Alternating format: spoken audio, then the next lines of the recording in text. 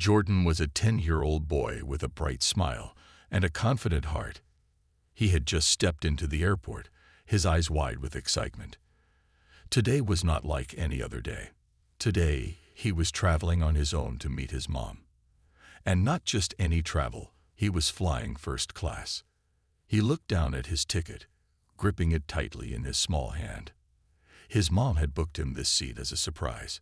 She always liked to give him little challenges. Little did Jordan know, this flight would turn out to be far more than a challenge. As he walked through the terminal, he could hear people whispering. His clothes weren't expensive. He wore a simple hoodie and jeans, his sneakers slightly worn from the summer heat. He didn't look like someone who belonged in the luxury section of the flight, but that wasn't his fault. His mom had arranged everything, and his seat was first class. When Jordan reached the gate, the first person to greet him was a tall flight attendant, a woman with blonde hair and a stern look on her face. She smiled at him, but the smile didn't reach her eyes. "Excuse me, young man," she said, her voice firm. "You do know this is the first-class area, don't you?" Jordan nodded, holding up his ticket. "Yes, Mom," he replied confidently. "My seat is 3B. The flight attendant's eyes flickered to the ticket in his hand. She hesitated for a moment before taking it from him.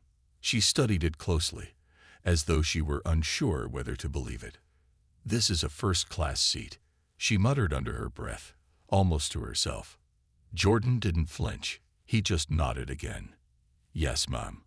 My mom booked it for me."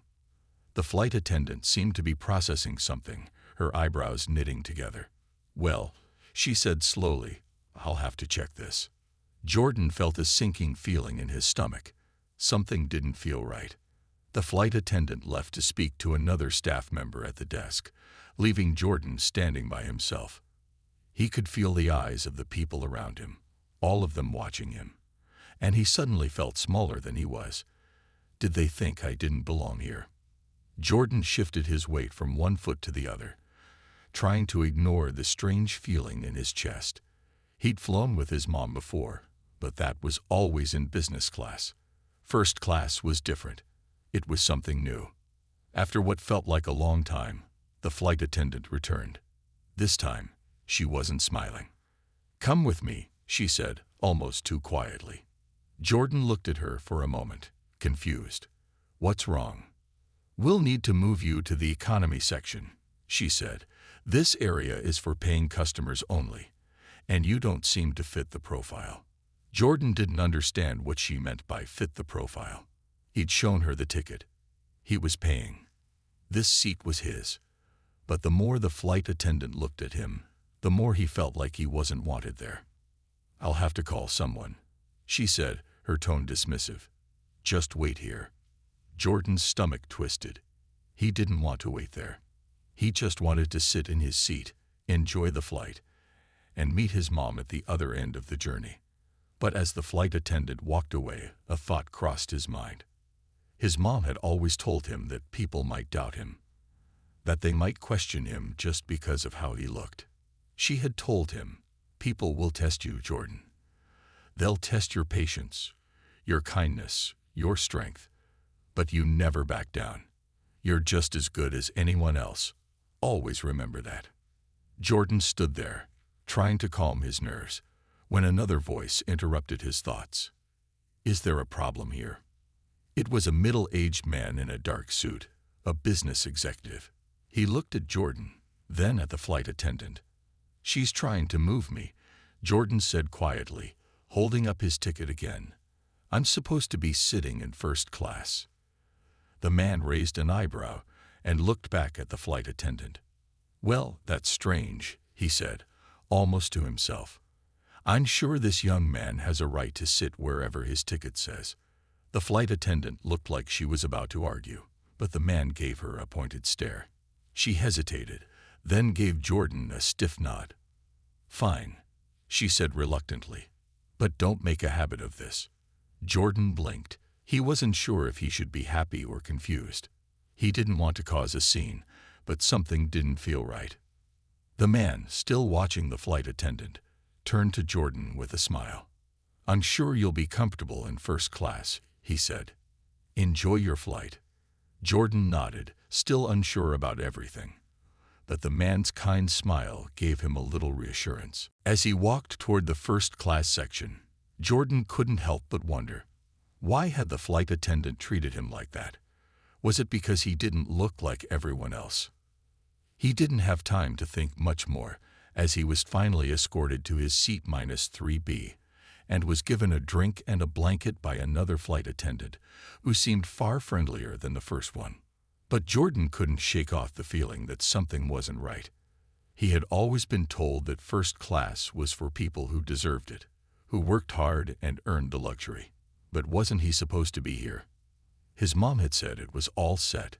She would be joining him soon. The door to the plane closed, and as the engines roared to life, Jordan leaned back in his seat, trying to settle his mind.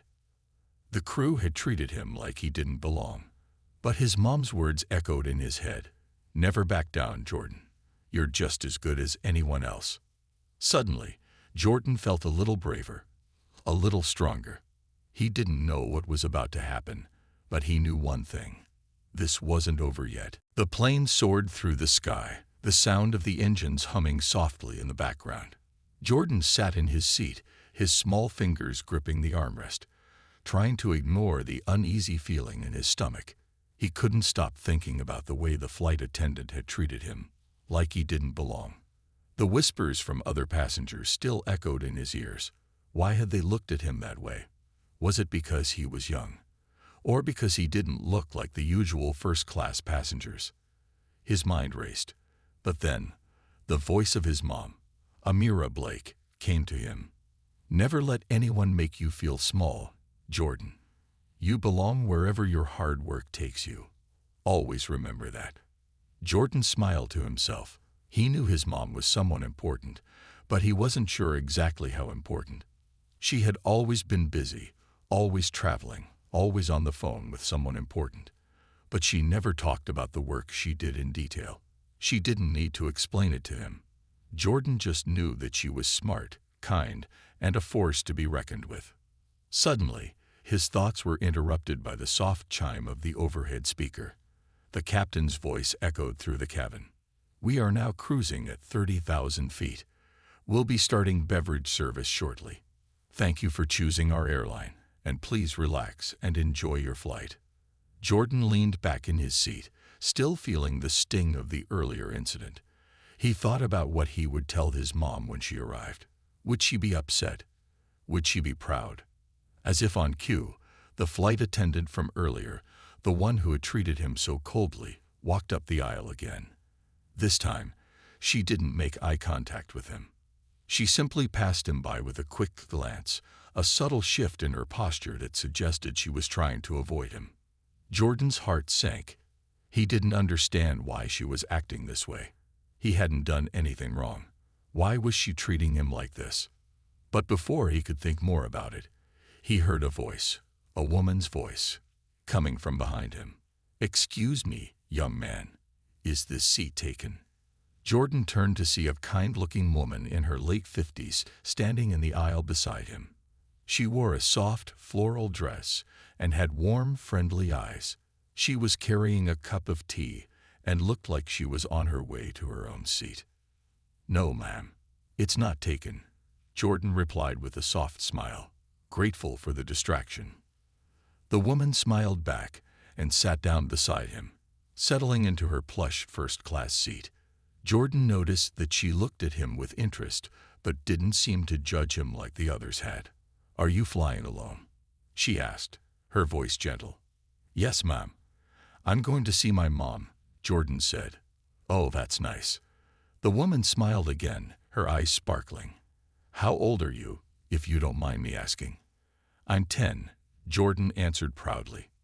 10.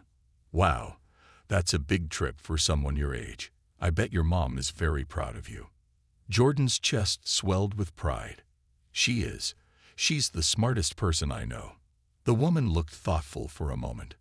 "She must be a wonderful person." "She is," Jordan agreed, his voice growing softer. "She's really important, you'll see." The woman raised an eyebrow. Important, you say? Jordan nodded. She's a CEO. She owns a lot of companies, like the one this plane is flying for. The woman's smile faltered just for a second before she quickly recovered. A CEO, huh? That's impressive. Does she travel a lot? Jordan nodded again. Yeah, she's always working. But she said she'd come to visit me soon. The woman's eyes narrowed, and Jordan could have sworn he saw a flicker of recognition. But before he could ask about it, the flight attendant returned, this time with a small tray of drinks for the passengers in first class. Would you like some water, young man? The flight attendant asked, her voice still a little stiff. Jordan nodded and took the glass of water she offered him. But his mind was elsewhere. He couldn't shake the feeling that something wasn't right. Why had the flight attendant been so rude earlier? Why had she looked so uncomfortable when she gave him the seat? He glanced at the woman sitting next to him.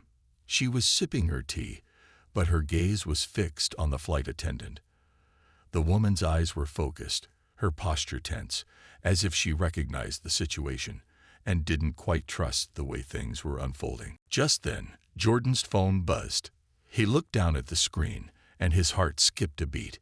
It was a text from his mom. I'll be there soon. Don't let anyone treat you badly. I'll take care of it. The message was short, but Jordan felt a sense of relief wash over him. His mom always knew what to do. The woman next to him noticed the phone in his hand and raised an eyebrow. Your mom? She asked gently. Jordan nodded, a grin tugging at his lips. Yeah, she's coming to see me soon. The woman smiled, though there was something in her eyes that made Jordan pause. He wasn't sure what it was, but something about her made him feel like she knew more than she was letting on. Could she really know who his mom was?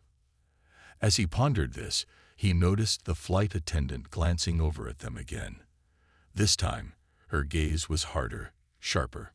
Jordan was about to ask the woman beside him if she knew anything when the seatbelt sign flashed on, signaling the descent toward their destination. The woman gave him a reassuring smile. Don't worry, dear.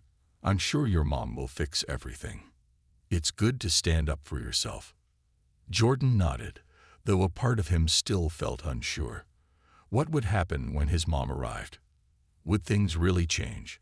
Or had he just become part of a bigger story that he didn't fully understand yet? As the plane descended toward its destination, Jordan could only wait. But he knew one thing for sure. This wasn't the end. The airplane began its descent, and Jordan's heart started to race. He leaned against the window, watching as the ground came closer. He couldn't stop thinking about the flight attendant and the strange looks from the other passengers. What if his mom really couldn't fix this? He'd never had to deal with anything like this before. Had they doubted him because of his clothes? His sneakers were a bit worn, and his hoodie wasn't brand new. But his mom had always told him, "You're special, Jordan. You don't need to dress a certain way to be great. Your kindness, your heart, that's what matters." Still, as he sat there, something felt off. Could they really not see how amazing she was?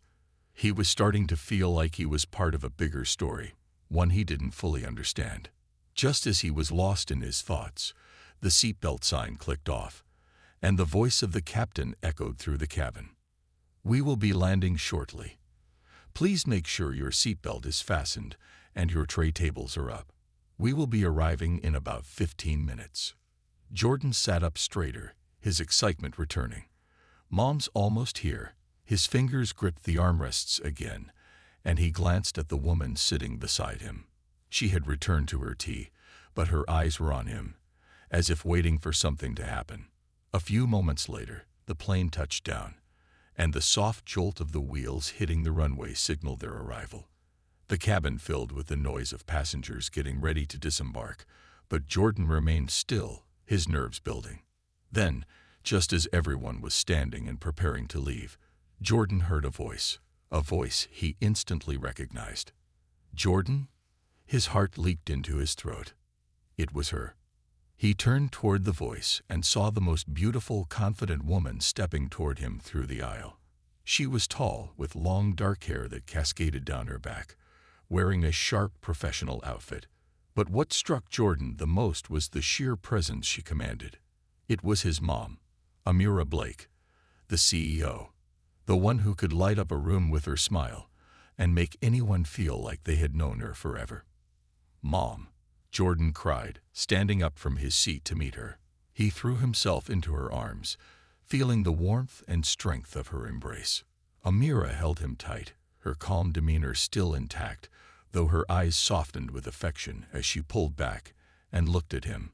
"I missed you so much," she said, brushing a strand of hair from his forehead. "How was your flight? Did everything go okay?" Jordan hesitated for a second. How could he tell her what had happened? But before he could answer, Amira's gaze swept over him, noticing his discomfort. "What's wrong?" she asked, her tone immediately shifting from warm to serious. "You look like something's bothering you." Jordan opened his mouth to speak, but was interrupted by the woman sitting beside him. The woman had stood up and was now walking toward Amira with a friendly smile. "You must be Amira Blake," the woman said, extending her hand. "I'm Sharon. We met in the first-class section earlier. Your son is a very polite young man." Amira looked at her, a brief flash of recognition crossing her face. "Sharon." "Yes, I'm Amira Blake," she said, shaking the woman's hand. "Thank you for looking out for Jordan." Sharon's eyes twinkled. "I'm glad he's doing okay. But I have to admit, there was a bit of a situation before you arrived." Amira raised an eyebrow. "A situation?" Sharon nodded, her expression becoming more serious. "There was some hesitation about your son sitting in first class.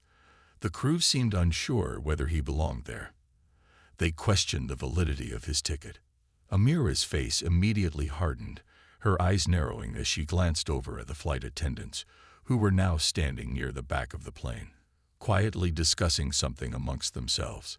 The words hesitation and question lingered in the air, and Amira could feel the heat of anger rising within her. "Are you telling me?" Amira's voice was calm, but there was a sharp edge to it now, that my son was treated differently because of his appearance. Sharon nodded, her eyes sympathetic. "I believe so. He was treated as though he didn't belong. The staff didn't seem to realize who he was." Amira's jaw tightened. She turned to Jordan, her gaze softening. "Did they make you feel uncomfortable?" Jordan nodded. He didn't want to admit it, but it had bothered him. He could feel the weight of the situation pressing down on him. "I'll handle this, sweetheart," Amira said, brushing a hand through his hair. "Stay close." Turning back to Sharon, Amira's demeanor changed. It was as though she had shifted into another gear, the sharp professional side of her fully on display now. "I want every flight attendant on this plane to know that my son is not to be questioned," Amira said, her voice firm. "If there is any issue with the seating, that's something you handle with me, not my child. He's here because I booked the seat for him." Sharon nodded in understanding. "Of course. But I also think you should know that there's more going on here. There's someone higher up in this airline who may be behind this. I overheard them mentioning your name in the back of the plane." Amira's eyes sharpened, and she turned to Jordan again, her protective instincts kicking in. "I'm not going to let anyone make you feel small, Jordan. You are important, and you belong."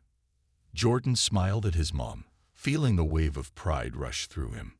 But before Amira could say anything more, a voice interrupted them from behind. "I hope I'm not interrupting," the voice said. Turning around, Amira's eyes met the gaze of the airline's CEO, a tall man in a perfectly tailored suit who looked somewhat surprised to see her. "You must be Amira Blake," he said, holding out his hand. "It's a pleasure to meet you." Amira shook his hand firmly, but her eyes were cold. "I believe we need to talk about what happened on this flight," she said without hesitation. The man nodded, realizing that this was not going to be a simple conversation. "Of course," he said, his tone wary. "Let's step into my office." The CEO led Amira, Jordan, and Sharon down a long hallway toward a large office at the front of the plane. The room was sleek, modern, and looked exactly how you'd expect a CEO's office to look: polished glass, dark wood, and walls covered with awards and accolades. It was the kind of space that screamed power and authority, and Amira knew it wasn't just for show. As they stepped into the office, the door closed softly behind them. The CEO motioned for them to sit. "Please, make yourselves comfortable," he said with a smile that didn't quite reach his eyes. "I'm James Hargrove, the CEO of this airline. I'm very sorry for any inconvenience that's happened during your flight."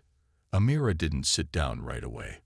Her sharp eyes scanned the room, taking in everything from the furniture to the artwork on the walls, making mental notes of every detail.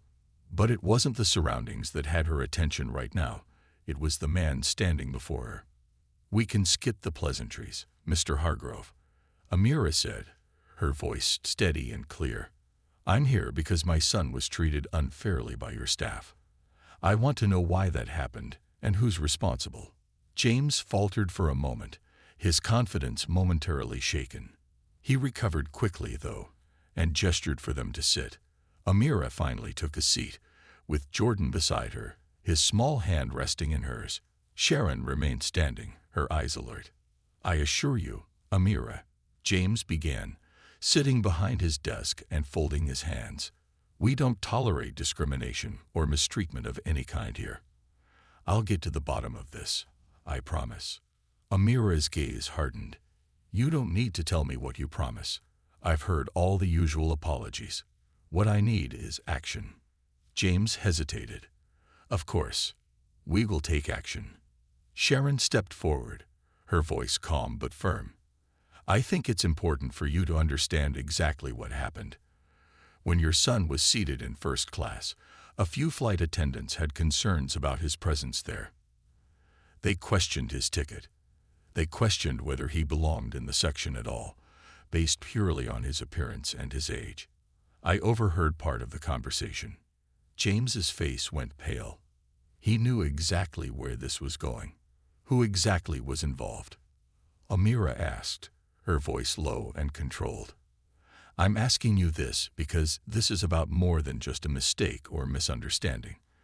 My son is not someone who should be doubted. His ticket was valid, his seat was paid for, and he was treated as though he didn't belong. This is personal, Mr. Hargrove." James's eyes flickered to Jordan for a brief moment before he met Amira's gaze. "I understand your frustration. We will look into this and figure out what went wrong. I will personally investigate." "That's not enough," Amira said, leaning forward slightly. Her gaze was intense, and the room seemed to grow colder with her every word. "What I need to know is why this happened. Why was my son singled out? Why was he treated like he didn't belong? These aren't just mistakes. This is a deeper issue. I'm sure you're aware of that." James shifted in his seat, his smile faltering. He knew where this conversation was heading, and he didn't like it. "Amira, I understand the situation, and I will handle it. I'll make sure the flight attendants are spoken to, and we'll make sure this doesn't happen again." "Spoken to," Amira repeated, her voice growing sharp. "That's not enough. My son was embarrassed. He was made to feel like he wasn't worthy of a first-class seat. I was made to feel like I wasn't worthy of being treated like any other passenger." Her voice shook with a mix of anger and disbelief. "And I won't just let this slide." Jordan squeezed his mom's hand, his heart pounding in his chest. He hadn't seen his mom this angry before, but there was something reassuring about it. His mom didn't back down when people tried to bring her down. She fought for what was right, and he was proud of her. "You're right," James said, his voice now quieter, more subdued. He wasn't sure if he was trying to convince Amira or himself. "I'll make sure this is fully investigated, but you have to understand, we're a large company. There are policies, there are procedures. Sometimes things happen. I'm sorry, but it's not as easy as just fixing this with one conversation." Amira leaned back in her chair, her eyes never leaving his. I don't need more excuses, Mr. Hargrove. What I need is accountability. I need to know who was responsible. And if anyone's job needs to be reassessed, it's your responsibility to make sure that happens. James's face flushed. I will handle it. No, Amira said, her voice hardening. I'll handle it. There was a long, tense silence before she spoke again. Her next words were quiet, but they carried a weight that settled over the room. If you don't fix this, I'll make sure your airline never forgets what happened here today. I'll use every resource I have to make sure your company pays for this mistake. James's eyes widened, a mix of fear and understanding crossing his face.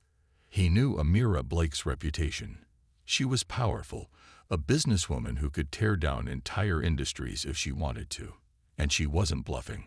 Amira stood up, her posture regal and unyielding. She turned to Jordan and placed a hand on his shoulder. We're done here, she said coldly. I expect a full report on my desk by the end of the day. Without waiting for a response, she turned and walked out of the office, Jordan by her side, and Sharon trailing behind them. James Hargrove remained sitting at his desk, his mind racing. Amira Blake had just thrown down the gauntlet. As Amira, Jordan, and Sharon stepped back into the bustling cabin, the noise of passengers collecting their bags and preparing to disembark surrounded them. Amira's mind was focused solely on the conversation she had just had with the CEO. She could feel the weight of the moment pressing on her shoulders, but she wasn't one to back down. She had made her point. Jordan, walking close beside her, still couldn't fully process everything that had just happened. His mom was amazing, but seeing her take control like that, with such confidence, had left him in awe. He hadn't been the one to speak up, yet it was his mom's strength and determination that had made everyone listen. As they walked toward the exit, Sharon glanced at them both. You handled that well, Amira, she said, her voice low but sincere. I think Hargrove got the message. Amira nodded, but her expression was unreadable. It's not over, Sharon. This is just the beginning. Jordan couldn't help but look back at the crew members who were now standing by the door, their heads low and their faces filled with discomfort. It seemed like they knew something was coming, but none of them dared to speak up. When they reached the terminal, Amira stopped to look at Jordan. I know today's been a lot, sweetheart. Are you okay? Jordan nodded, though his mind was still whirling. He hadn't expected everything to unfold like this, but it was clear to him now that his mom wasn't just some businesswoman. She was a force. Yeah, I'm okay, he said, his voice a little more confident. But are they going to fire those people, Mom? Amira sighed and placed a hand on his shoulder. We'll see. But it's not just about losing jobs. It's about teaching people that behavior like that isn't acceptable, no matter who they are or what their position is. No one should ever make you feel small, Jordan. Sharon, who had been listening quietly, spoke up again. You know, there's already been talk in the industry. People are starting to whisper about what happened on that flight. Amira raised an eyebrow. What are they saying? Sharon leaned in closer, lowering her voice. Some people are questioning if you've taken this too far. There's already a buzz about the potential backlash. Some say you've ruined your relationship with the airline. Amira's eyes darkened, but there was no hesitation in her voice. Let them talk. People will always have something to say. But I know one thing. My son will never be treated that way again. As they walked through the crowded terminal, Amira's phone buzzed.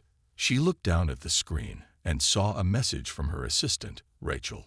Rachel, the media is already picking up on your meeting with Hargrove. They want an interview. Amira paused for a moment, looking over the message, and then quickly typed a response. Amira, not now. We'll handle this on our terms. She put her phone away, turning to Jordan. I know this is a lot, sweetheart, but remember this. People will always try to break you down. What matters is that you stand tall and speak up when it's right. Jordan looked at her with new understanding. He had always admired her, but now, seeing her in action like this, he felt an even deeper respect. His mom was a role model to him, not just because of her success, but because of the way she carried herself, no matter what the world threw at her. As they made their way out of the terminal and toward the car, Amira's phone buzzed again. This time, it was a call from a number she didn't recognize. "Mom, should you answer it?" Jordan asked.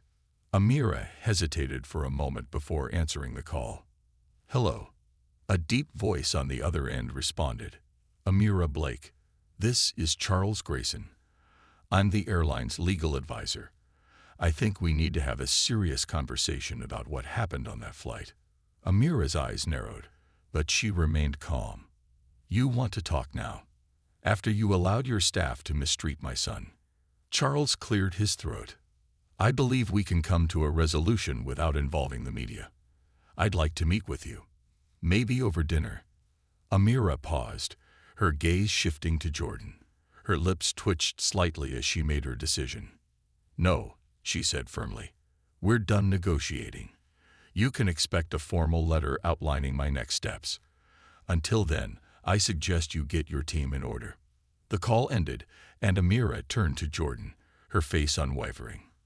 "This isn't over, but we're not going to wait for them to decide what happens next." Sharon, who had been quietly watching the exchange, smiled. "You really are something, Amira." Amira smiled back, her expression softening as she glanced at Jordan. "We all are. No one can stop us from standing up for what's right." Amira had expected a backlash, but she hadn't anticipated how quickly the storm would gather. Over the next few days, her phone was flooded with calls, both from journalists and the airline's representatives. Everyone seemed to want a piece of the story. The media frenzy had only intensified as the public began to pick sides. As Amira sat at her desk, she scrolled through the endless stream of messages, reading each one carefully. Some were supportive, praising her for standing up to the airline and demanding accountability. Others were less kind, calling her actions overdramatic and accusing her of using the situation for publicity. Sharon entered the room, her expression serious. "I've been monitoring the news. The pressure is building. The public is divided, but the backlash against the airline is growing. They can't ignore it forever." Amira didn't look up from her phone. She had been expecting this. "I'm not worried about public opinion. What matters is the truth. What happened on that flight was wrong, and they need to fix it." Just then, Amira's phone buzzed again. It was a message from Rachel, her assistant. "Rachel, the airline wants to meet. They're offering a settlement." Amira's fingers stilled over the screen. The words "settlement" stuck out like a warning sign. She knew what that meant. An attempt to buy her silence, to sweep everything under the rug. She didn't respond immediately. Instead, she leaned back in her chair, eyes narrowing in thought. She had expected the airline to try this. They'd offer a big payout, a non-disclosure agreement, and hope that she would just walk away. But Amira had always been someone who played the long game, and this wasn't over. She stood up abruptly, her voice firm. "I'm not interested in a settlement. I want change. I want accountability." Sharon raised an eyebrow. "Are you sure about this? A settlement would end this mess quickly." Amira shook her head. "A settlement would let them get away with it. They'll think they can treat people however they want as long as they throw money at the problem. That's not how this works." Her phone buzzed again, interrupting her thoughts. This time, it was a call from the airline's legal team. "Amira Blake," she answered, her voice calm but strong. A smooth, professional voice responded. "Ms. Blake, this is Charles Grayson again. We'd like to meet with you to discuss a resolution. We believe a settlement would be in both parties' best interest. We can assure you that your son will be compensated and will ensure that nothing like this ever happens again." Amira's jaw clenched, but her tone remained unwavering. "I'm not interested in money, Mr. Grayson. What I want is real accountability.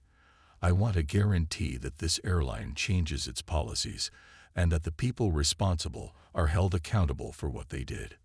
There was a long pause on the other end of the line, then Grayson spoke again. I understand your frustration, Ms. Blake, but you must understand the complexity of the situation. We cannot just fire staff based on one incident.